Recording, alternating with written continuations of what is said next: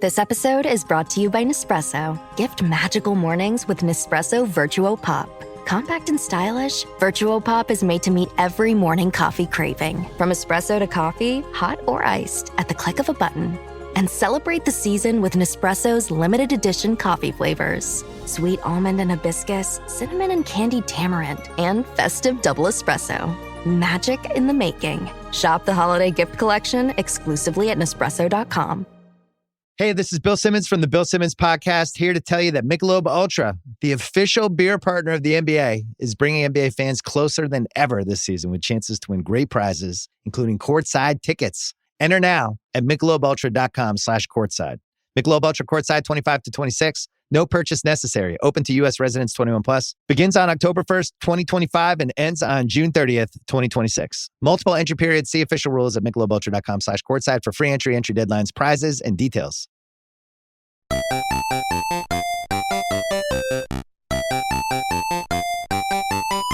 Hello, everyone. Welcome back to the Retro Gamers Podcast, episode 425. We are officially at the end of the year, and joining me for this episode is my good friend Josh from Victims and Villains. Josh, it has been a while. Welcome back to the show.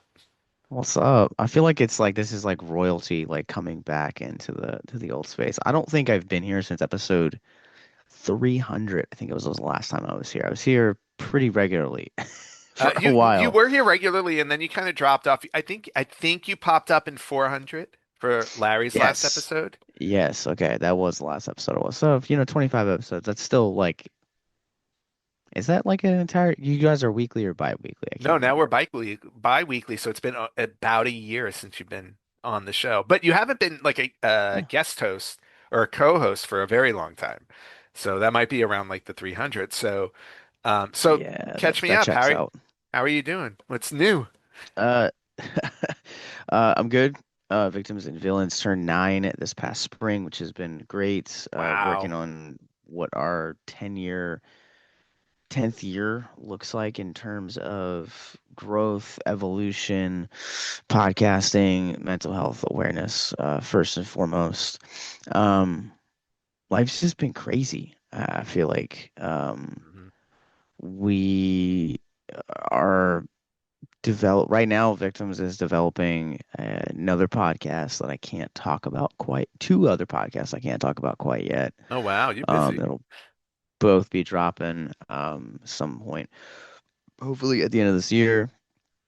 But yeah, very, very busy. Film festival, Horrific Hope Film Festival has been great. It'll be entering into its 5th year. We've been adding on other things, including Say Their Name Fest, which is a mixed genre festival that's in observance of International Survivors of Suicide Loss Day. That was a few weeks ago. Yeah, just trying to really think of ways to bring mental health awareness, resources, and education into those same familiar ones that we've been doing for the last 9 years, but also growing that as well.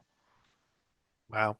Well, yeah, and growing it. I don't know what your next 2 podcasts are focused on, but you've definitely made it, like, especially since we met, such an amazing amount of progress and growth in this area. And as always, the Retro Gamers Podcast fully supports you in that endeavor. So, and I think that's just great. And obviously, this is the perfect episode to have you on here today, because we're going to be talking the episode's going to focus on mental health. So, but before we get there, I wanted to do a quick recap of my Black Friday shopping, because our last episode, Larry was on. We did our usual Black Friday deal fest, talking about what was on sale and stuff like that. And obviously, the payoff to all of those sales would be, what did we wind up buying? So I hope you'll indulge me a little bit as I walk through the 14 games I purchased. Please, because I bought 0 things. You bought 0 things. Well, your this year. Your pocket is a lot happier than mine. So That's not true. I bought 2 Blu-rays. I bought the new Superman from James Gunn and Mutant Mayhem, the TMNT film. That's nice. That was about my Black Friday That was excitement. your Black Friday. Well, you know what? I didn't see Mutant Mayhem, but Superman was a good pick. I really enjoyed Superman a lot. So, Mutant Mayhem's so good. all right, I'm gonna have to check out Mutant Mayhem. But in the meantime, let's go through my haul really quickly before we get to our episode concept. And I'm gonna go from most most recent console to oldest. Obviously to the most retro. So, first thing I picked up on Nintendo Switch was Shadow Labyrinth, which was a new game that came out in July, and it's kind of it's like it's a 2D Metroidvania game, but the cool thing about this is that this is actually a Pac-Man game. Oh, But why it's does a it look spooky? well, it's a twist on the Pac-Man game where you're actually playing as a swordsman who has a little yellow orb character that follows you around called Puck. And you're going through mazes and you have to like repeat the process. The reason why it's so interesting is they decided to do a twist on Pac-Man, and there was an episode in the Amazon series that came out very early this year called Secret Level that Mm. were a series of short films based on different video games. And the Pac-Man game was called Circle, and it basically was a trailer for this game that came out in July. So the episode was actually really cool. It kind of painted Pac-Man as the villain in the piece, which was also a great twist. And it made me Interesting. curious enough to want to get the game, and the game was on sale, so I grabbed it. Uh, Nice. haven't tried it yet. You can see the shiny plastic from it, but I'm definitely curious to play that. On PlayStation 5, I grabbed WWE 2K25 just as I continue adding wrestling games to my video game collection. Will I ever play it? I don't know, but there are too many wrestling games. Sonic Crossworlds is also is a very new game. Actually, I was surprised they even had a sale on it for Black Friday. It's only been out a couple of months, but it's basically similar to the new Mario Kart World on Switch 2. I think it's got like an open world racing kind of concept. I haven't played it yet because I had to travel right after I bought it. But this one I already installed, so I'm curious to play that. Uh, this is a retro current mix. Tomb Raider 4, 5, and 6 remastered on the PlayStation 5. It might not be the only time Tomb Raider comes up in this episode. Just throwing that out there. All right, I have a feeling Tomb Raider is going to come up later, so I'm Yeah. good with that. But I am currently working on. It's funny you want to talk about a little bit of mental health. I have a little bit of PTSD with my Tomb Raiders because 30 years ago, almost Join the 30 years club. ago, when I played Tomb Raider 2, I got stuck and never played anything after Tomb Raider 2. But I'm currently working my way through the remastered 1, 2, and 3 on PlayStation 5, and I finally got through the part of the game that I was stuck on forever. So I'm almost to the end of Tomb Raider 2 finally. Hell yeah. So very excited about that. So I picked up 4, 5, and 6 because I plan on playing through them all. Dropping down to the PlayStation 4, I grabbed the Capcom Fighting Collection 2. This includes Capcom versus SNK, Capcom SNK 2, Project Justice Power Stone, Power Stone 2, Street Fighter Alpha is on here. So just a lot of the famous Capcom fighting games. So I grabbed that because I bought the first collection, had to get the second one as well for fighting game lovers. Now going to the Xbox 360. So there is a store by me. Actually, the rest of my games I got from a store by me called Pastime Legends Video Games. And I always love going there. They have a great selection and their prices are very fair. But for Black Friday and Small Business Saturday, they were doing 10% off all of their games that were in their cases. Like I get the rare or more expensive games, but any game on the floor that they had on their actual floor was 40% off. So yeah, I took full advantage of that and went to town. That 40%. has got to be literally probably the best Black Friday sale I've saw this year or Yeah. heard about. Black Friday was crap this year. You know what's funny? I mean, for what I was looking for, like all the games that you saw me purchase there, everything I think I bought was at least 25% off or more. I'm very focused when I shop, and I'm like, if it's not like if I really want it, it should be close to that. And I think Sonic Crossworlds was probably the most expensive one I did buy, and it was still, I think, 25. It was $25 off of its retail shelf price, which was huge. So, um, but 40% off for these was no joke. So, I picked up some fun games for the 360. So I picked up You Don't Know Jack, which I love this series. Wow. I have been playing this series Tossing it back, nostalgia. since the very first game. I've been playing this since the very first game that came out on PC in the mid 90s, I believe it was. Mm. So I saw this and I was like, and honestly, I think I paid like $3 for it, like literally like super cheap. Shadowrun for 360 was a game I always wanted to play and never did. If it runs like the Super Nintendo one, it's kind of like a cyberpunk alt future kind of thing. Mm. Um, so I was Nice. looking forward to that one. I picked up Dead Rising 2, which you would love. The Dead Rising series is the first one is kind of like Dawn of the Dead, the video game. You're in a shopping mall, Ooh. there's a zombie All right. apocalypse, and the zombies get in. Um, so Dead Rising 2, I don't know. I think you're not in the mall anymore, but you're running around the city. Obviously, you got to build it up for their sequel. But I never played Dead Rising 2, so I saw that there and picked it up. Hell yeah. All right, going further backwards, I've got a few more. Um, I've recently come into owning a PlayStation Portable or PSP, Mm. and I don't have any PSP games yet, so I thought I would grab one. They didn't have a large selection of PSP games, so I grabbed the another Capcom Classics Collection remixed on the PSP. So I thought I would get something with a bunch of games on it. So this has a bunch of old stuff like 1941, Legendary Wings, Final Fight, Bionic Commando, Captain Commando, Street Fighter, games like that. For the original PlayStation, I got Animaniacs 10-Pin Alley. So, My God. yes, That's amazing. yes, Animaniacs and bowling. This was one I had the original 10-Pin Alley. I never owned Animaniacs 10-Pin Alley, so I'm actually excited to play this as Yakko, Wacko, and Dot. So, plus the other characters in the game. And then finally, for the Sega Genesis, I'm actually most proud of what I managed to grab for that with their ridiculously 40% off sale. I got the original Mortal Kombat on Sega Genesis, and it's complete with instruction booklet and makes me very happy.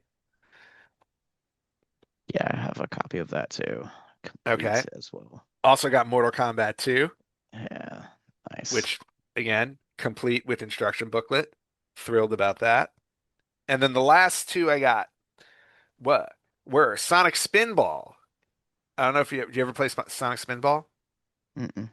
Sonic Spinball is basically, and I got it with the instruction booklet, of course. Um, it's Sonic and pinball put together. And Nice. yeah, and the different pinball levels are related to like levels from the actual early video games. So, and it was just I just remember having a lot of fun with it when I was a kid. And then last but not least, because for some odd reason, I don't know what happened to my original copy, but it disappeared. But I grabbed the quote unquote not for resale version of the original Sonic the Hedgehog in case with the instruction booklet. And of course, as always, per tradition, I keep my receipts. So, Nice. yeah, all of my entire video game collection, I'll open random games from 30 years ago, and the receipt is still sitting in there. I was always a stickler for keeping the receipts. Um, Yeah, what happens if you don't like it? yeah, what happens if you don't like it or it breaks or something like that and you got to return it? So those are the 14 games I picked up from Black Friday. The Retro Gamers Podcast is brought to you by Old School Gamer Magazine. Sign up for as little as $20 per year for 6 issues that include feature articles, interviews with retro programmers, new and old product reviews, and more. If you look carefully, you'll even see an article or two penned by yours truly. You can head over to oldschoolgamermagazine.com/retrogamerspodcast and sign up so they know where you heard about it. Old School Gamer is dedicated to you, the old school retro gamers from the arcades to your home. With that, Josh, I know you're waiting with bated breath. Let's get into our topic for the week. And so, obviously, when I wanted to go into this episode with you, I wanted to get something to talk about that is near and dear to your heart. And obviously, mental health is is the big topic, the big thing that you care about. But combining mental health with video games, which is something I'm doing which I did a few times actually already this year, but I wanted to zero in on something more specific. I asked you to select a video game console to focus our discussion on. And what did you select? I selected the PlayStation 1, and it just dawned on me that like it's ironic we're doing this in December because it was probably I to this day like I'm still like not what I would classify myself as like an avid gamer. Like I go through like phases where I'm like, yeah, games are like awesome and like they're great stress relievers or creators depending on how you play games. But Hmm. I remember there was one year for Christmas that my sister and I had both wanted a PlayStation. I think it was like 98. And I remember it was probably like one of the best Christmases we ever had because like family wise, like we didn't go anywhere that year. We literally sat in the living room and we played like starter games for like hours. I mean, my sister, my dad, and I like we just went to town on them. And so not only is PS1 it's associated with like great nostalgia, but it was like really hit during some like really tough, probably like really tough moments in my life as additionally as well. Wow. Well, I mean, and that's it's a great connection to have to a video game or what you use them for because I know we're going to talk about how video games are an outlet for handling, when you're having tough mental health moments in your life and stuff like that. Um, do you remember that Christmas which games you got with the PlayStation that you were devouring? I had gotten so like PlayStation when it came out in its infancy, I'm not sure how many people remember this or like had this, but they gave you this like sampler disc where you could play like we had like the sampler for like 98. I think I still have that somewhere. Um but I think at the time I think we had gotten that and that had probably 2 to 3 dozen games that you could like pick from. And it like really like spanned the gambit on like everyone to like mature. Um, Rugrats was definitely one of the first games I got, and it's to this day still one of my favorite video games. Nice. Um, Also the first game I ever like fully beat, so it has like a lot of like emotional just connection to it. And then A Bug's Life was one of the first ones that we had gotten, and then Spyro the Dragon, which is still to this day one of my favorite games. So very, very age appropriate games for you at the time. Yeah, I think at the time I was like, I think my sister and I was probably 6, and my sister just turned 4. Okay. So no Resident Evil. So no, I didn't play horror games until like I got into like well into adulthood. I'd go back and like replay some of those games. Like, what's the one for SNES that came out in like the early 90s? Was it Slaughterhouse? Is that, am I remembering that title? Splatterhouse. Splatterhouse. Yeah. Yeah, Yeah, I that love was I don't know. Splatterhouse. I don't know if that came out on the Super Nintendo. I think It it was was on the maybe it was Genesis for sure. Genesis. It was definitely Yeah, Sega yeah, it Genesis. was Yeah. Genesis, which is Um, the other nostalgic one for me. Like, I love the Genesis. I know. In fact, if I'm not mistaken, one of the very first times you were on our show, didn't we kind of nudge you towards you getting a Sega Genesis again? I did. I think I got a Sega Genesis actually that Black Friday Yep. with it, and I have like I have some of the games you bought recently. So like I have like the first like Mortal Kombat. I have the first two Sonics actually. Nice. I have Aladdin, which is hard as F to go. It's one of the most frustrating video games I think I've Hmm. ever played. Yep. Definitely an arcade style Sidewinder. That's a correct terminology, right? Sidewinder. Sidewinder, Am yeah. I getting Hmm. Oh, you mean side uh, scrolling? side scroller? Yeah. Side Sorry, scroller. I've been also reading The Shining, so Sidewinder makes a lot more Oh, sense why I okay. went That there. does make more that makes more sense. I was like, wait, no, Interesting that's a crossover city. there. Aladdin meets The Shining. I mean, imagine Jack with the power of a genie. There you go. Um, yeah, and then I got Power Rangers, which was one of my first games that I got. Like I loved that game. I actually played it for one of the Victims 24-hour streams. I had streamed the Power Rangers game. I think it was like the first and only game I've ever actually beaten on Hmm. a stream. On a stream, Uh, nice. on a stream, yeah. So it was really good, and it was like one of like the later streams that we did. Um, yeah, I only have a handful of games for the Genesis. But I did, yes, you and Larry did convince me to invest in one. I got one for like a good price. I think for like games and consoles, I think I paid like $40. Yeah. Well, Genesis consoles for a while were really inexpensive, and I still think they are. Especially if you're buying them loose, because so many people, there were so many, so many Genesis consoles that were sold back in the day. But yeah, yeah, those are great memories to share between your childhood getting the PlayStation and obviously the Genesis that we pushed you to repurchase as an adult. But getting back to the PlayStation, so we took to before we were recording, Josh and I were talking about this, and we actually took two different tactics with what we wanted to talk about with the PlayStation 1 and mental health. My focus was on specific games and the mental health themes they focused on, and I picked three specifically to Mm, talk about. And then Josh, I know you decided to go the route of games that you use as an outlet.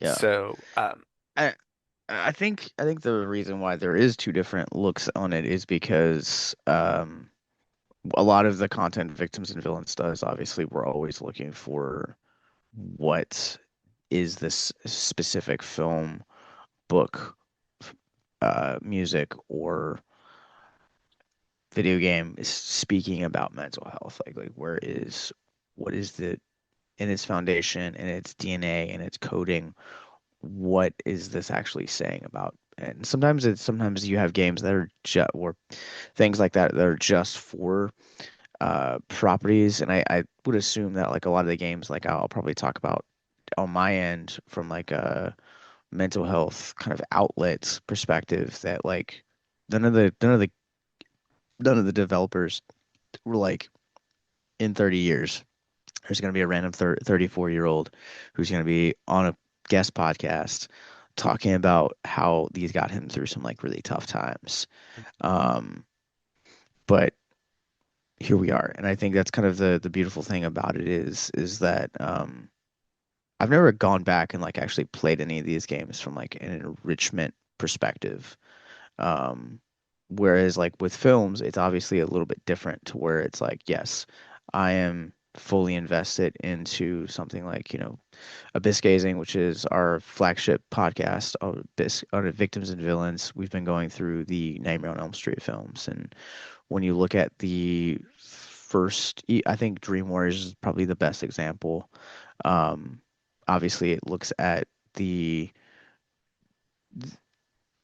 it looks at mental health specifically, but it also looks at the gaslighting that can come into the mental health practices as well as how we've developed more from a nostalgia perspective or from a then versus now perspective of how we look at mental health differently. And even though Anthony was recently on Abyss Gazing to do Freddy's Revenge, which is the second Nightmare on Elm Street, and we had yep. talked about um, that same kind of stuff from like a perspective of like, being the new kid in town, kind of not having enough friends or, being bullied. Like a lot of those topics are things that we looked at. And oftentimes I think that looking intently at properties that have those values, or even if they not designed or necessarily set out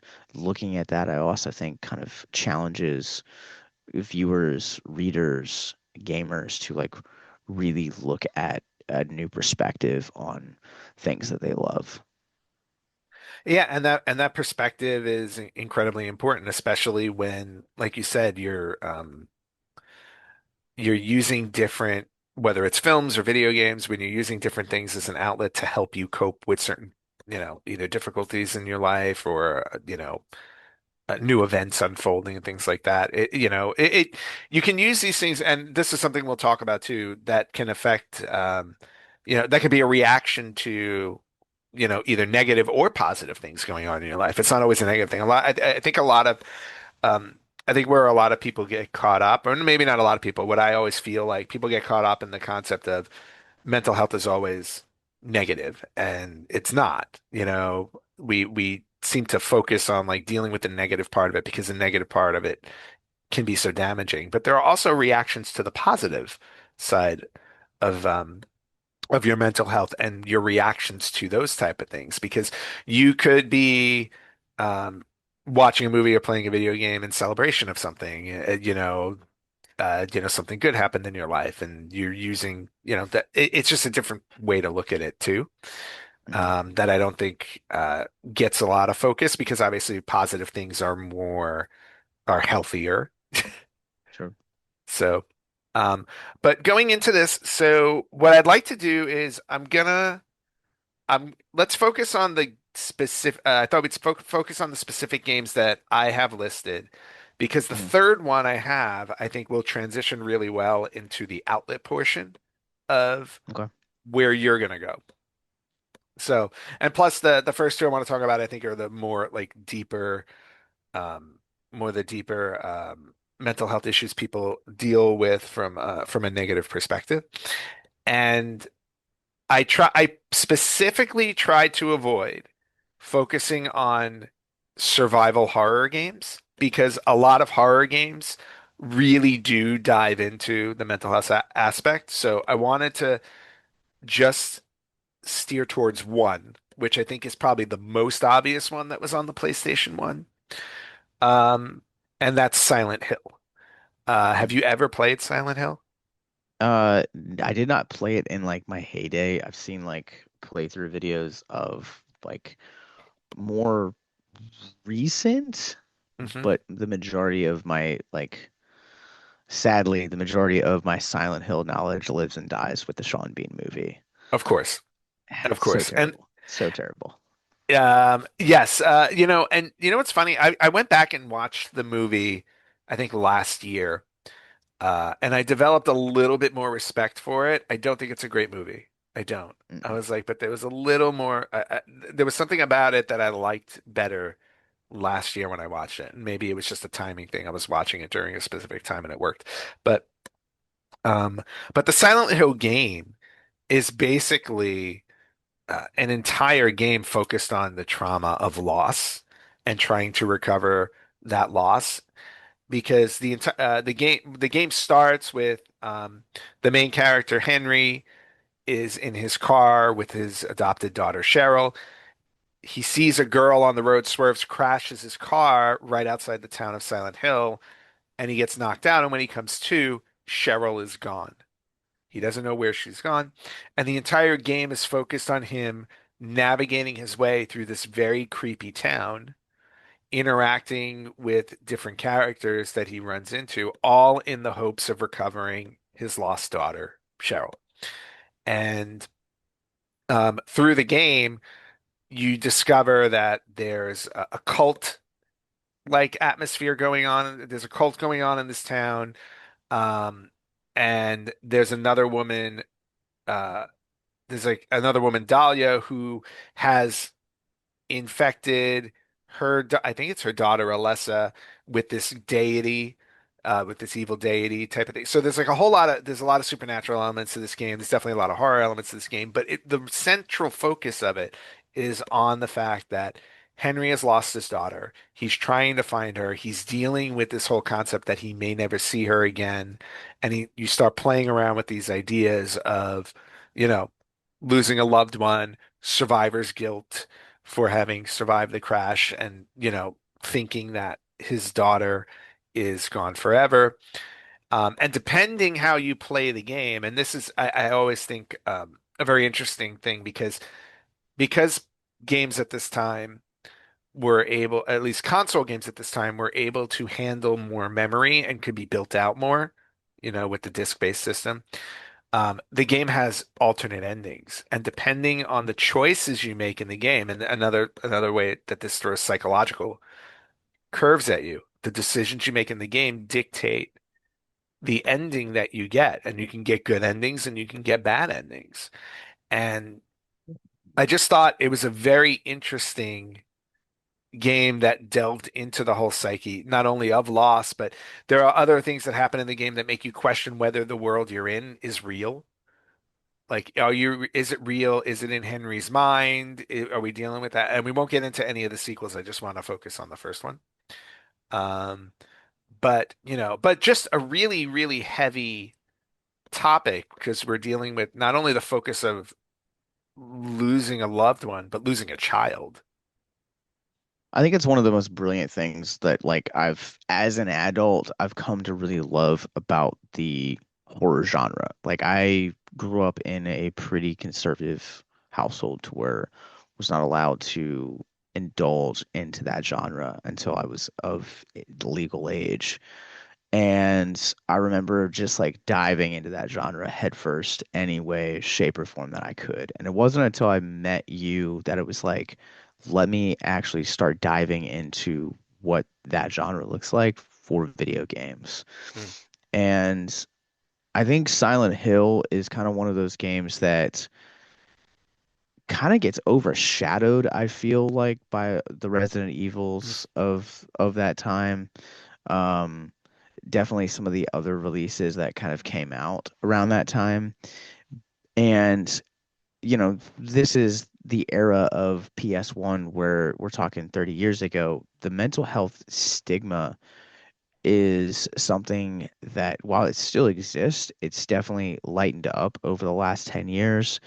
But 30 years ago, you're still talking about a very tough topic to talk about, especially in that platform where PS1 was kind of that first, and correct me if I'm wrong, but like I feel like a lot of the games systems up to that point really couldn't handle the memory or really couldn't handle the length to tell these like really long, intricate stories that you had, whether that be because of memory issues or um, sizing, whatever. Um, I'm not as versed in this as that area as you Well, are, just but just to add to it briefly, I think a lot of the issue too, there were a couple of things. One was the size limitations, right? Games tended cartridge-based games tended to be a little more basic in their theming, right? yeah, And pretty much direct. It's like, here's your goal, you're gonna go do it. Now, granted, there were RPGs even on those consoles. I think that probably dealt with more serious topics. But even those I felt like were a little more on the surface. We can, that's a topic for another day. But I think the other thing back then, why they didn't dive into such deep emotional topics like this, was because the video game industry was still very young. It had survived the crash of '83, with the birth of Nintendo and everything like that. And the focus, I think, was on kids. So yeah. you were getting kids into video games. Video games was a new idea. So now, as we're going into the '90s, um, as the kids who started playing video games in the '80s were growing up, I think they were able to start tackling more mature topics on top of the fact that they were getting more memory because PC games were already moving in that direction, um, because they were able to deal with they were able to build more complex games because they were, because of the size limitation was different for those games. And not only that, but CD-ROMs for PCs started in the very late 80s, like 88, 89. Like they really started Yeah. to come out in the late 80s. So PC had a leg up on that. And there were plenty of games we could talk about in the PC genre, but we're sticking to the PlayStation 1. So, but that's my assessment in terms of why the PlayStation was able to take advantage of that. It was twofold. It was the size limitation grew, and it was the kids were growing up. Yeah, I'm glad you kind of brought up the kids kind of growing up because it definitely was like even when you go back and you watch some of those like early advertisements or you see early print ads for game like systems like Nintendo or the Super Nintendo or even definitely some of the earlier ones like Atari, a lot of them are focused on family or kids. Like there wasn't enough. And I think with the disc-based system, specifically PlayStation 1, it's like, okay, we can start telling these more fleshed out stories, but also at the same time tell these more mature stories because, at that point, it, obviously, I think there's like a good like 10-year difference between like us age-wise. Mhm. And so, A little more. I grew up on the PS1. But still like a lot of the games that like memories I have attached to it in terms of like outlet wise are like teen and below at that point. So where it's like I wasn't the target demographic, but like Silent Hill is while it is a survival horror game, um, a lot of like the things you talk about, like grief is a story that manifests so deeply and looks at so many different angles and could be told in through so many different ways, but also at the same time, it's one of those things, especially with survivor's guilt. Survivor's guilt is one of those things that all can always look differently than it really does or what we really think because like I think about some of the ways that I've handled losses in the past and they're completely different than the ways that you may have handled loss in the past. Hmm. Um, and that's the thing about I think to keep in mind is that whether survivor's guilt or just grief in general is that that grieving process is not as a non-linear journey. It doesn't have a similar starting point, and it definitely doesn't have a um the equal trajectory of like when it ends, when it expires, or how the process goes. Uh, you, I feel like you've said that. You've said that perfectly. But yeah, no, no. I always say like my perspective on it is like no two losses are ever Mm, experienced the same way. Now, and not even talking about people, like two people, but even your own personal losses. Like when you lose somebody, I think every loss is reacted to differently yeah. based on, circumstances in your life um, at the time of that loss. But, Silent Hill really again for the PlayStation, which was really in my opinion the first console to really start focusing on these types of themes. Hmm. Um, to go at like the Silent Hill game to go after something and go after it so hard in terms of losing a child, and trying to get them back. And again, depending on how you work your way through the game, there are endings where you never actually.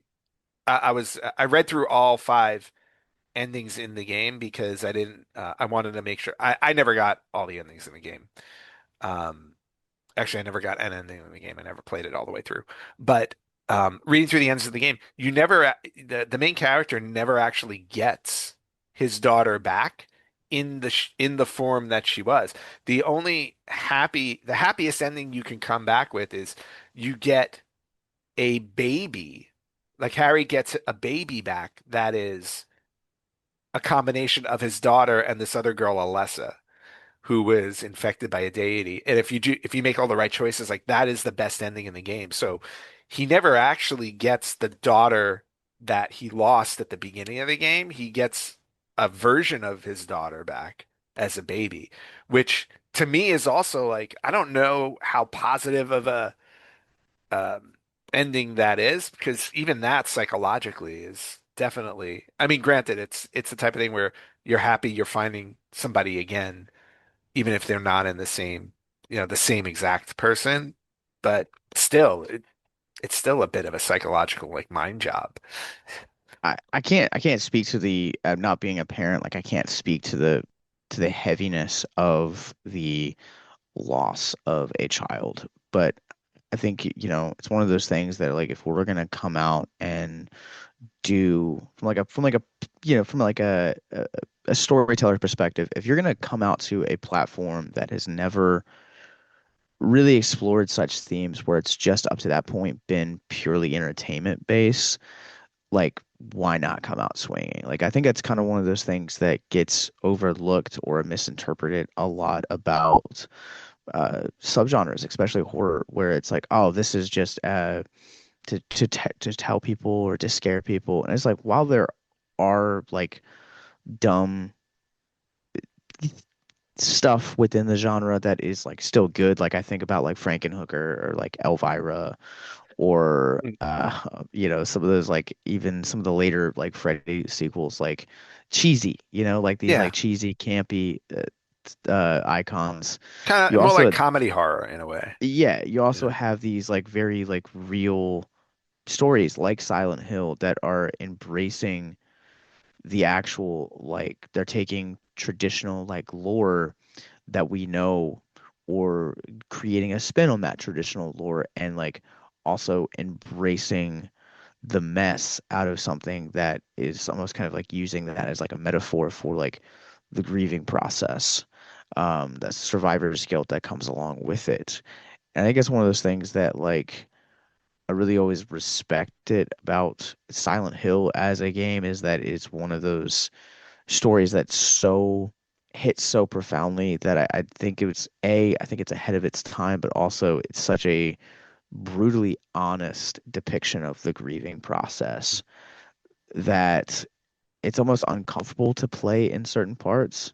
And again, Yeah. I've never played the game. I've watched playthroughs. My knowledge of it lives and dies mostly with like those playthroughs and like Yep. the Sean Bean movie. Um, but grief is a strange process. It's a strange journey, and sometimes it's really hard to kind of go through and Yep. endure. Yep. Um, and sometimes it looks like that Silent Hill journey. Yeah. Sometimes it feels like you're just walking through a fog and you don't know when you're going to come out of it, the same way that you are in the game. Yeah. Sometimes you're facing these different monsters in your head, like the physical monsters Harry faces in the game. There's a lot of equivalencies you can make. And that's why I thought Silent Hill was literally the first one that hit me when I thought about what PlayStation 1 games really um, tackle mental health issues. And that one was at the top of my list. Does it ever feel like you're a marketing professional just speaking into the void? But with LinkedIn ads, you can know you're reaching the right decision makers, a network of 130 million of them, in fact. You can even target buyers by job title, industry, company, seniority, skills, and did I say job title? See how you can avoid the void and reach the right buyers with LinkedIn ads. Spend $250 on your first campaign and get a free $250 credit for the next one. Get started at linkedin.com/campaign. Terms and conditions apply. Meet the computer you can talk to. With Copilot on Windows, working, creating, and collaborating is as easy as talking. Got writer's block? Share your screen with Copilot Vision to help spark inspiration, and use Copilot Voice to have a conversation and brainstorm ideas. Or maybe you need some tech help. With Copilot Vision, Copilot sees what you see. Let Copilot talk you through step-by-step guidance so you can master new apps, games, and skills faster. Try now at windows.com/Copilot. The second one that I wanted to talk about, and this one's going to be very character specific as well, was one of my favorite RPGs to ever come out, if not my favorite RPG that I've ever played, which is Final Fantasy VII. Also, obviously on the PlayStation 1. And you're going to shake your head and not know anything about this one. I didn't know there was like 14 of those games. If not, there's probably like, 16. yeah, I was gonna say, I was like, I feel like there's probably way more than 14. I didn't know any of that stuff growing up. Yeah. I had a bunch of friends that played Final Fantasy. Like, PS1 was like the system to have in like the late 90s, early aughts. So there were two games that made me buy a PlayStation. I did not buy a PlayStation at launch. Um, but there were two games that made me buy a PlayStation. One was Resident Evil. One was Resident Evil, and the second one was Final Fantasy VII. I remember the Final Fantasy VII commercials on television, and I was like, okay. I remember seeing it. I was like, this looks absolutely amazing. I have to have it. And those two games prompted me to get a PlayStation. Now, Final Fantasy VII, what's very interesting about this game, first off, the game is huge. Like it's a 3 or 4 disc game. I think it's a 3 disc game. It was a 3 disc game. It was like 60 hours of playtime, or at least 60 that I remember putting in easily. But absolutely huge world that you play through. But the story behind it was so complex, so deep, so meaningful, um, and deals with so many different mental health concepts. The first being around the main character, Cloud Strife. And just to give you a brief recap of the game, Cloud is a former member of Soldier, which is this government, government military. He's a former member of that who winds up joining these quote unquote terrorist group who's trying to take down this evil corporation who is trying to suck the energy out of the world they live in, which is called the life stream. They're trying to suck all of the life stream out of the planet for money and power, and they're destroying the world in the process. And so this group that Cloud joins, which is called Avalanche, set out on this quest to stop this evil corporation from destroying the world. That's the basic idea. But as you dive into the story, there are a couple of things that happen.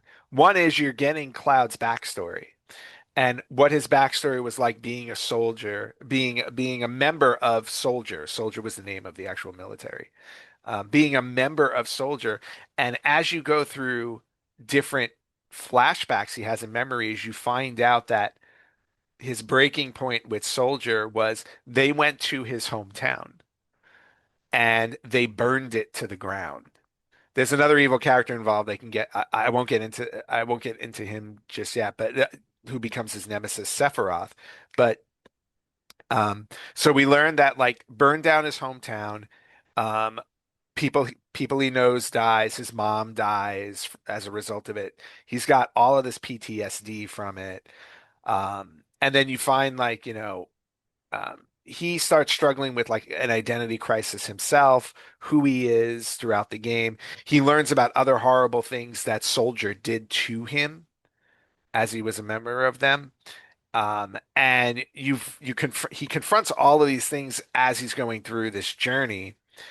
Um, Obviously a lot of trauma with the concept of losing a number of people you love, being present for all of that.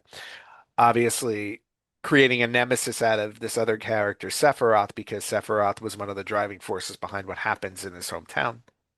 But then on the journey itself, on top of dealing with all this, on the journey itself, one of the main characters in the game, whose name is Aerith, um, she becomes a member of your party. Like Final Fantasy, like in all RPG games, you build up a party, you use the different characters to fight with you. Um, and at the very end of the first disc in the game, um, you're with um, your character Aerith, your other character, who's become like somebody in the game that almost is like a love interest. Like in the game. Like Cloud develops this closeness with her and everything like that. You as a player develop a closeness with her because she's a member of your fighting party. And then at the very end of the first disc, it's one of the most famous um, sequences, video sequences ever in a video game, in my opinion. Sephiroth shows up and kills her right in front of you. And Jeez. not and we're not talking like movie kill, video game kill. Like she dies and it's permanent. She does not come back. And from that point on, the other two discs as you're going through it, obviously the fight continues. But now on top of all of the other issues Cloud is dealing with from his past, he's now confronted with this deep trauma of loss just of this character that he's grown to love over the course of this experience. But not only obviously him, but you as the player. Like this was like probably the single biggest gut punch in video game history I have ever experienced because you think at some point, oh, we're gonna find her soul or something like that, bring her back to life and everything like that. It's like, no, I go, this is 100% permanent. She never comes back to life. And then on top of, they do add though, she becomes part of the life stream in the world, because that's what the life Mm. stream is. So she actually becomes part of that. So there is like a version, there's a part of Aerith still in the game, obviously, because she's part of the life stream of the planet. But it's just the whole idea of losing somebody that close to you and having to deal with that grief on top of the whole dealing with your past and the past that's been haunting you as well. It's just so complex to put on a character in a video game and to have you as a player experience it while all of these battles are raging on, because you're going on this mission and you're dealing with all these battles, and as you're going through it you're just learning more. You learn more and more about this character's past and what he's gone through while also dealing with this present loss. It's just that alone is a lot or too much to handle. It's really huge. I think what's fascinating about uh, the grieving process or life in general is that life in general, when you go through a grief, feels almost kind of like standing in the middle of a like one of those like snapshots of like standing in the middle of like somewhere like New York City or like a very busy train or airport, a train station or airport where like you constantly see motion like moving forward, but you always are just kind of firmly planted and your world just kind of feels like it's stopped, but everyone else kind of keeps moving forward. And it definitely sounds like Final Fantasy kind of captured that, where it's like you have a main character that has to kind of keep moving forward and his feet. And that's the thing that I think is kind of almost unfair about the grieving process, especially if it's something as major as like you said, like is that, sometimes we don't get those allowances to really grieve. And so what ends up happening is you have years of compound that essentially the body will can only handle so much before it ultimately kind of like shuts down and forces you to go through the grieving experience. Yeah, and you get to witness that firsthand as you're controlling this character, which is, to me, I just remember how heavy the game became after Aerith died, like on top of everything that happened in this character's life. But as things go on, you know, because obviously the game continues, you get to travel through the stages of recovery with Cloud as the battle rages on, because as things go on, he continues to confront his past, both mentally and physically, when he comes upon Sephiroth and, eventually battles him and defeats him. But he also uses his friends to support him. Or let me rephrase that. The support of his friends also helps him with the recovery, because they're also dealing with the loss of Aerith as well. But they also help him deal with his, with his own grief and his past. and confronting his past. And I think again, for a video game, I thought this was incredibly heavy concept to deal with, heavy ideas, heavy themes. Yeah, I mean that's the other thing too that like is like really impressive going back and doing these like retrospectives is that I think so much for me at least like so much of the video games from the 90s early aughts definitely have this like almost like brain rot quality to it where there Mhm. is strategy to it but like I'm playing on like a Friday night with friends like I'm gonna do like SmackDown 2000 Right. or like play Madden 98, like something to that extent to where it's like I don't have to really think about it. I can just play these games. And that's so much of what my experience was with that with the PlayStation 1. Um, but like then I think you have these like again, you have these extraordinarily rich concepts um that are so new to it almost kind of feels like a culture shock to where at this Yeah. time like majority of the games that were coming out since the invention of video games were mostly like strategic, but it's like then you have platforms like the PlayStation 1 and PC that come into the picture and say actually like we can tell these like really intricate stories where we're going to address grief and how complicated that process is. Um, and having never played Final Fantasy VII, I think it is one of those things that just kind of hearing you talk about is like again, much like Silent Hill, it really does kind of hit on that process from a different perspective. But Mhm. like I think it also sounds like it tackles one of those things that doesn't really get talked about enough during the grieving process, which is like anger.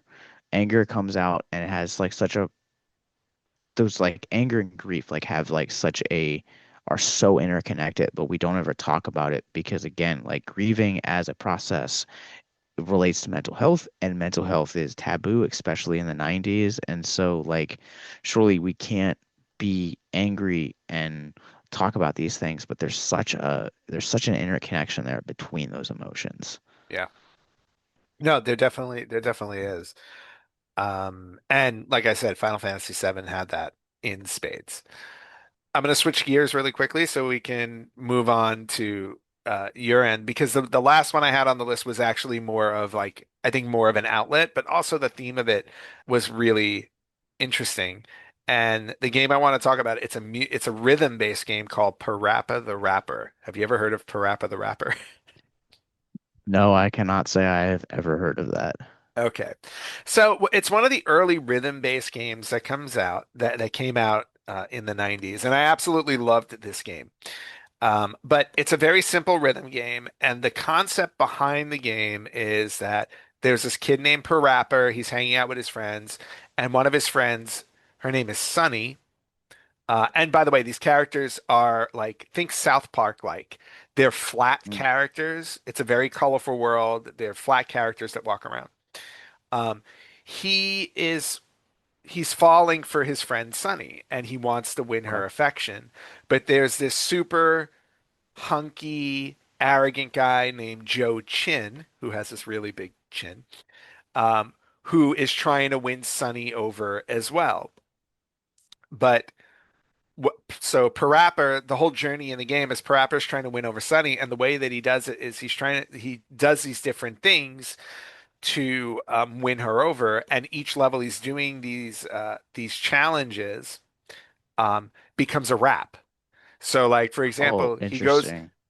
he goes to his sensei to learn karate, and the whole karate thing is a rap. Or he wants to bake Sunny a cake for her birthday, and he goes on this birthday show. He goes on this cooking show where this chicken teaches him how to bake a cake, and they do it through a rap. And the whole idea is obviously hitting the notes, the buttons on your controller to the notes that you need to move on in the game. It's a very short game. It's only 6 levels in total. You can finish it in like 45 minutes if you're really good at it. But the theme behind the game, or let's say the catchphrase of Parappa is I gotta believe. Everything that he does, like in the end of it, he's always like, "Oh, I know how I can achieve this. I just gotta believe." And he says this over and over again. And this made me think about the opposite side of mental health, the whole idea of having that positive outlook on life and having that, that push to always do better and do something to better yourself. And I never thought I would connect mental health with Parappa the Rapper, honestly. It was something that came to me while preparing for this episode. But just that whole idea of believing in yourself, believing that you can achieve these things and setting that goal where it's like, I want to win the I want to win the affections of Sunny, um, was just something that popped out at me. And I'm like, you know what? I go, this game was really, aside from it being just a fun music, fun music based game, the raps are really interesting and cool and quirky and the characters are fun. But just the underlying theme of it is all about believing in yourself and being able to achieve great things or the goals that you want in life just from believing in yourself. Well, that's the really interesting thing is that you hinted about it in Final Fantasy VII, is that there is those themes of identity there. And Mhm. identity is really important to also kind of connects with, believing in yourself, because that's part of that journey too, is that like you have to there's a very societally there's a fine line to walk where you have to like know who your identity is or what your identity is, but like also make it to where it doesn't come across as this like narcissistic, self-absorbed type of thing. Mhm. Um, and like that, I feel like, when people are secure in like or confident, I guess is probably the better term for it. That confidence can kind of come across as like arrogance. Mhm. Very, very much so. But there is this like very fine line that I don't think in terms of mental health we talk about nearly enough, is that there is this very profound effect saying like, if I'm going to believe in myself, like I need it to be, uh, uh, you know, it's going to have a very positive effect in me, because I think so much of what we look at is, especially and the way we analyze any situation, is there's this natural nature to almost second guess ourselves. And that really, really messes us up in terms of identity and also self-love and self-value. Yeah. And yeah, and something like a game like this, like I said, something unexpected that you wouldn't think would have a theme like a deeper theme like that. And to be honest with you, when you play it, you probably wouldn't necessarily catch it. But since we're dissecting games, looking for those themes, this one just seemed to jump right out at me and be like, oh, okay. I was like, this one actually does have that positive theme of believing in yourself. Um, Oh, Hilton stay, oh, Hilton stay. Your beds are soft and cozy. No lumpy couch, no stiff futon, no shower line at crack of dawn. Oh, Hilton stay, oh, Hilton stay. When you want holiday comfort you can count on, it matters where you stay. Enjoy comfortable rooms and friendly service when you stay with Hilton instead. Save up to 25% this season when you book with Hilton. Hilton for the stay. Terms apply. and with that, Josh, let's jump over to your side of things um, where people use games as an outlet for their mental Yep. health. And this is probably more of a topic that, or more of an angle that has been, in my opinion, tackled more in a general Sure. sense. So, but what games on the PlayStation 2 jumped out at you uh, that were more outlets than anything else? I have a few that Um, popped in my head, but I want to hear yours. yeah, so uh we talked about this, I think one of like the very first times I came on the show. And because I think at one point Larry had asked like what's my favorite game of all time. And Mhm. it's such a dumb answer, but it's Rugrats Search for Reptar. It still to this day remains to be my favorite game of all time. And the reason why is because like it really, not only was it the first game I got for the system, but it also kind of became this like outlet for literally some of my life's like toughest moments and toughest seasons. And so like my sister and I got our PS1 probably 98-ish, Hmm. and we had when we went and had gotten it around 2000, 2001. My grandmother had been diagnosed with leukemia. She lost that battle in October of 2001, and it was the first like real loss that I'd had in my life. It was the first time that like I went through really severe like anger and like really really heavy depression. I didn't even have a word for it. I had at the time just these feelings of like I didn't want to be here anymore, and I would just turn on that game, and it would just allow me to escape for hours. And so that was kind of always the first kind of exposure to like mental health that I think I'd had video game wise. And then I went through like really weird, like I reached a point probably when I was like maybe 10 or 11 where like I didn't play the PS1 for probably 3 or 4 years. And when I started dating, I got back into it. And I remember like there was like a couple of really bad breakups that like I'd pop this game in, and it allowed me just to kind of get to a simpler time, and not have to worry about it and kind of escape essentially from the world at large. And that was kind of the one game that like really like helped me through like legitimately some of life's like toughest battles. Well, and what's interesting about it is I think you're touching on a good point here in terms of video game as outlets. Um, it could be any video game that can Sure. provide that outlet, depending on your own emotional connection to it. And I think like you said, like you constantly, go back to Rugrats because it was a simpler time for you. Obviously, I would assume you were a huge fan of the show as a kid. So being able to play a video game as the Rugrats would also have like this really great positive connection. So I think that those things combine make it a great outlet, especially for what you were going through as a child losing your grandmother. Yeah, no, absolutely. And like, I mean, a couple other games that like I played frequently, like I think when my grandmother first got sick, they sound like really dumb. And if it's one of those things that like if you weren't there for it, you did not understand the phenomenon. But it was one of those things that like Larry and I first like bonded over. Was the Spice Girls, believe it or not, had a really, Uh, really crappy video game called Spice World. I can't And believe we're talking about Spice World again on this show. I found it a few years ago. There's a video game place called Video Game Heaven in Virginia Beach, which is probably like an hour to 2 hours, depending on traffic, away from here. And I bought it and I was like, ooh, nostalgia. Played it and I was like, this game is terrible. But my cousin and I like we would play that game all the time. Um, Even like more popular like IPs like Game of Life was one that my cousins and I played. We played Monopoly. A lot of it is like, but a lot of it hit at the height of like my grandmother being sick.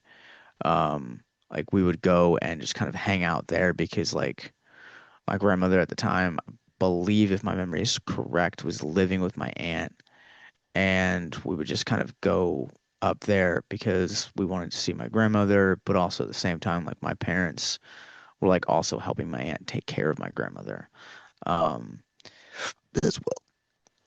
Yeah. And so you Um, have a lot of those games helped out really well. well, yeah, I was just gonna say, does it also, th- I don't know, I'm sensing an overall theme in terms of, do you think a lot of games that you use as an outlet trace back to childhood? Because you're talking about like Game Oh, of Life, Spice World, where you obviously were a Spice Girl fan when you were a kid. Mhm. No adult should ever be a fan of the Spice Girls. But I am still a fan of Spice Girls. I no, watch I Spice know, World at least once every 3 years. I know. I kid. Everybody's got their thing. Um, although I'll give you a hard time for it over it. But just the fact of like, the game of life and Monopoly and things like that, like those all really harken back to, like you said, when you're a kid and you weren't dealing with adult like problems. Mhm. So Yeah. Yeah, like I mean like life is like really simple. Like and especially like when you're a kid, you have these like rose tinted glasses to where like some of the things like I'm talking about now in therapy, like if I'm just being really vulnerable and honest, is like, in retrospect, you don't kind of understand how bad something is or like how much of an impact something has until you get into honestly older age. Until you mhm. kind of are able to kind of look at life from like a different perspective, like, um, and that's kind of something that like I've been doing more of in the last like 2 or 3 years is like looking at things, being like, actually, this area of my life was like really hard because of X, Y, and Z. But Mhm. I think that a lot of the games like I've talked about, whether you're talking about Life, Monopoly, Spice World, Rugrats, a lot of them have this quality about them that you don't need to pay attention. Like you could literally can just like embrace it. They're fully Yep. entertainment.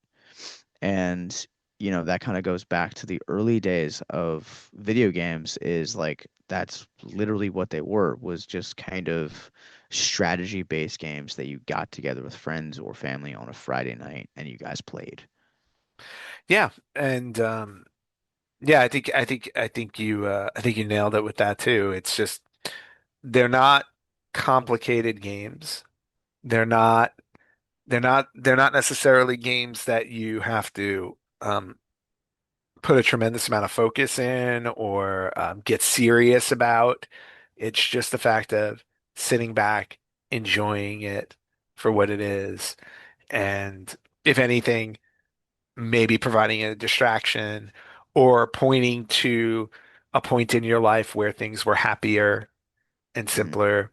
Yeah, those are really good things to um, be able to focus on, especially when you are going through a hard time. For me on the PlayStation 1, again, games I go back to are the games that drew me to the system itself. And even though the games are darker games, maybe like a Resident Evil or a Final Fantasy VII, but then also other games which I think are general, like as a general outlet, like for people dealing with any mental health issues. Um, Puzzle-based games are constantly being pointed towards an outlet for people that are dealing with grief. Like there's been so many studies done on Tetris and how Tetris helps people with PTSD. There's a game on the PlayStation 1 that I had. I still have it, and I absolutely loved it. Probably a lesser known game was called Devil Dice. I don't know if you've ever heard of this game, but Nope. it, yep, it's a puzzle-based game. And you have basically it's not isometric, but it's almost isometric, like a 3D grid. Think like a chessboard on your screen, and you play as this little devil cat. You're this little devil character, and what happens is on the board in the different squares, dice pop up out of the ground. And they keep popping up until they fill every square. And if they fill every square, you lose. You lose the game. The concept behind the game is what you are is you're standing on top of the dice. You have to walk and turn the dice to the different numbers. And when you get them to touch each other, based on the number that they have, if they match. So in other words, if you match two number twos next to each other, they'll disappear off the board. Or if you put three threes together, four fours together, they will disappear off the board. If the ones that are touching are connected to a die that has the number one on the top, they'll disappear along with it because you can't connect a one to a one to get rid of them necessarily. And that's the whole concept of the game. It's a never-ending level. You can play the never-ending level, or they have like challenges you can do. But it's a never-ending concept like Tetris, where as you go on, the dice will start coming up faster, and you have to complete it faster until finally the dice fill the whole board and you lose. But you have to constantly keep getting rid of the dice by matching them, by Mm. turning them over. And it's just, I always loved the concept of the game, and I loved how fun it was. But again, the idea of repetition, memorization, and an increasing pace to it, to me, was always, and maybe it's just me and the way my mind works. It always had a very calming effect on me.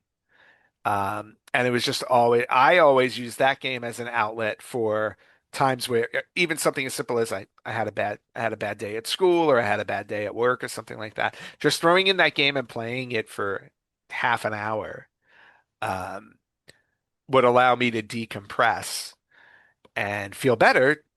Just, playing something simple like, again, turning dice over and watching them disappear and pop back up. Just a super fun game.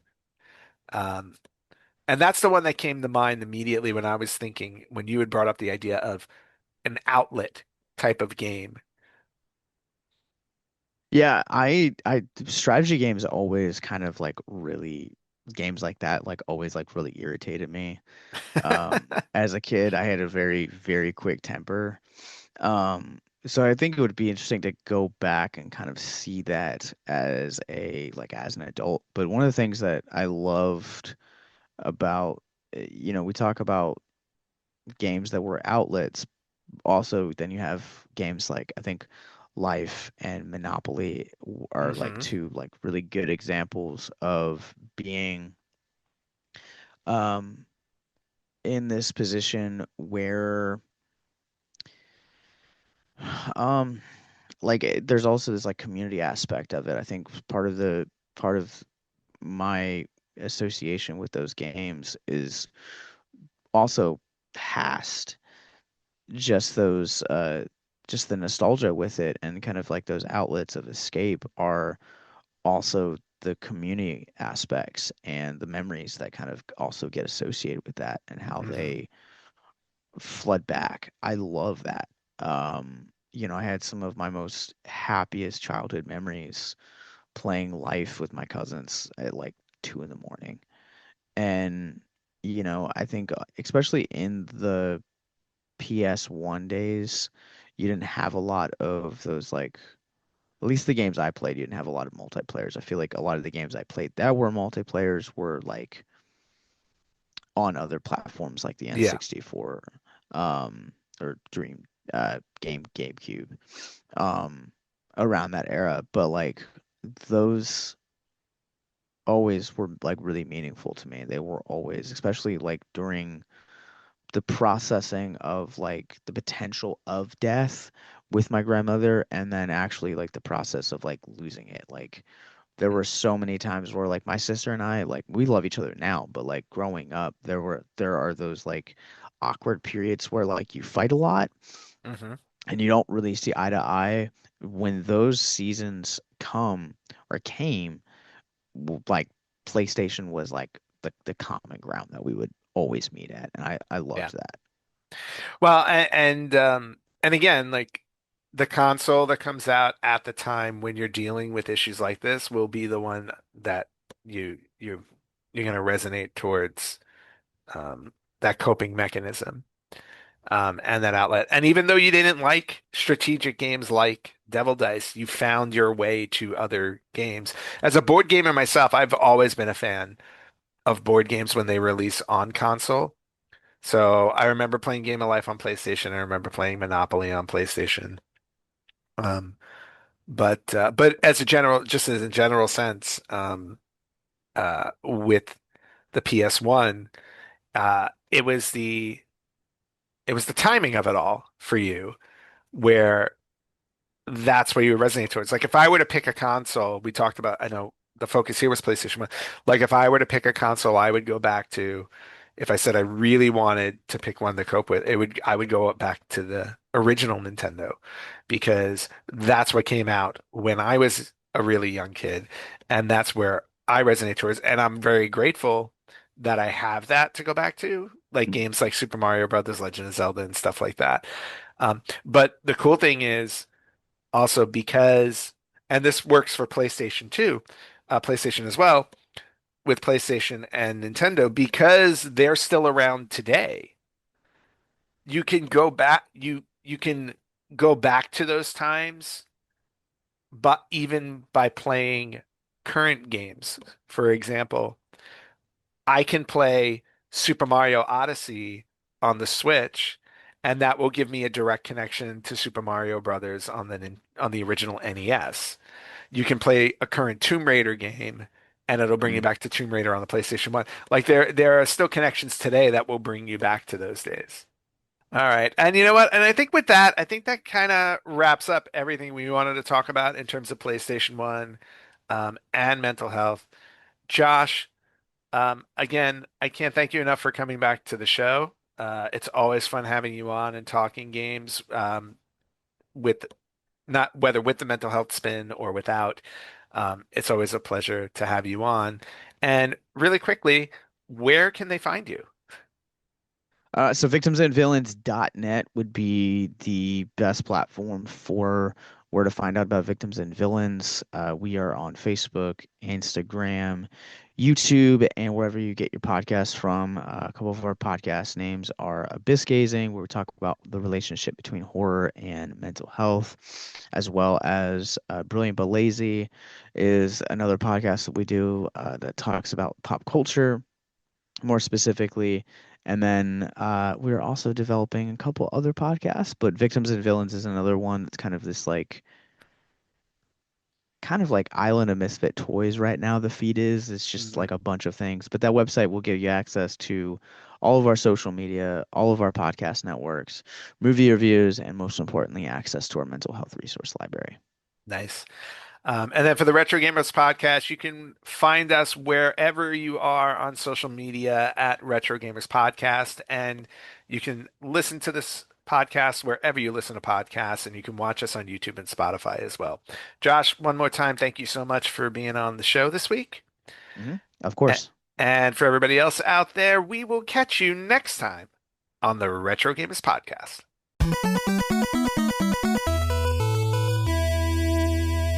Hey, Ryan Reynolds here for Mint Mobile. You know, one of the perks about having 4 kids that you know about is actually getting a direct line to the big man up north.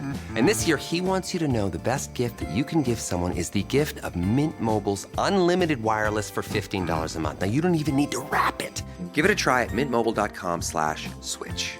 Upfront payment of $45 for 3-month plan equivalent to $15 per month required. New customer offer for first 3 months only. Speed slow after 35 gigabytes if network's busy. Taxes and fees extra. See mintmobile.com.